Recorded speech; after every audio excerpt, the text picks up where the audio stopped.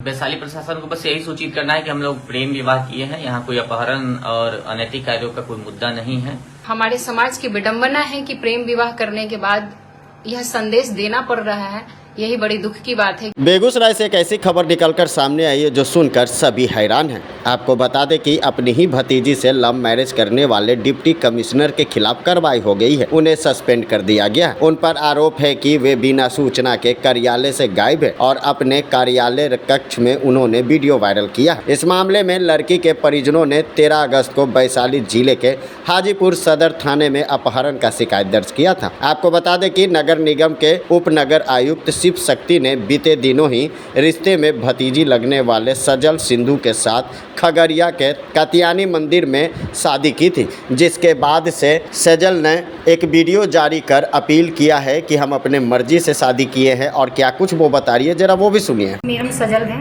मेरा घर मनुआ हुआ, मेरे पिताजी का नाम प्रोफेसर विजय कुमार रॉय हुआ।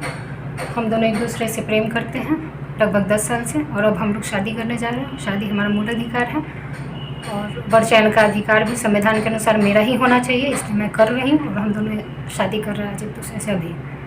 ठीक का यही लाइन था कि हम लोगों को लगता है कि हम लोग एक दूसरे के लिए बने हैं और शायद हम लोग अगर साथ आ जाए। इसकी शुरुआत लगभग 2015 में शुरू हुई थी, जब हमने 10th बोर्ड पास करके और BHU का स्कूलिंग जो होता है central Hindu girls school Varanasi, वहां से हमने इंटरमीडिएट की पढ़ाई के लिए गई और ये BHU में वहां अपना PG में नामांकन लिया था और वही हम दोनों मिले।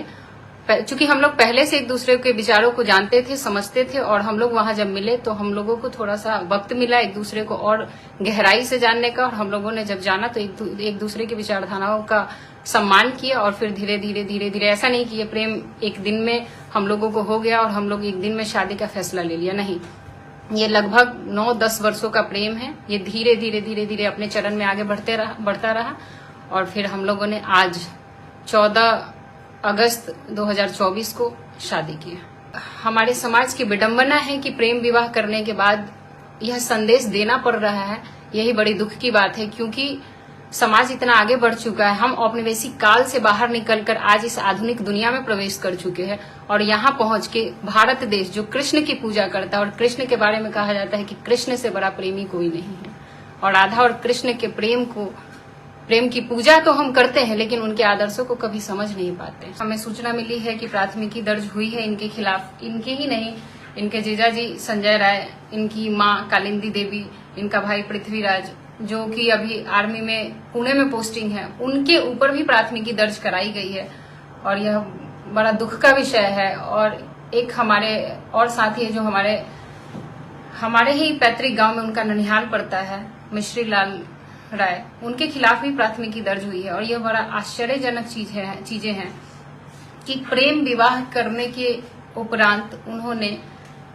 इस तरीके से परेशान करना शुरू किया प्राथमिकी दर्ज करा के कि उनकी नौकरी उनका जो कार्य है उसमें विघ्न उत्पन्न किया जा सके, जो हमारा वैवाहिक जीवन है उसमें वो थोड़ा डिस्टरबेंस पैदा कर सके। लेकिन फिर भी परिवार के लोग हैं, हम ज्यादा कुछ नहीं कह सकते क्योंकि मेरा भी बचपन का इनका प्रेम, इनसे मेरा प्रेम 10 वर्षों का रहा, उनसे मेरा संबंध 24 से अधिक वर्षों का रहा है। जो चीजें उन्होंने किताब में पढ़ी हैं उनको थोड़ा व्यवहारिक जीवन में शामिल करने का प्रयास करें, यह मेरा उनसे विशेष आग्रह है कि वो हमारे इस रिश्ते को स्वीकार्यता दें।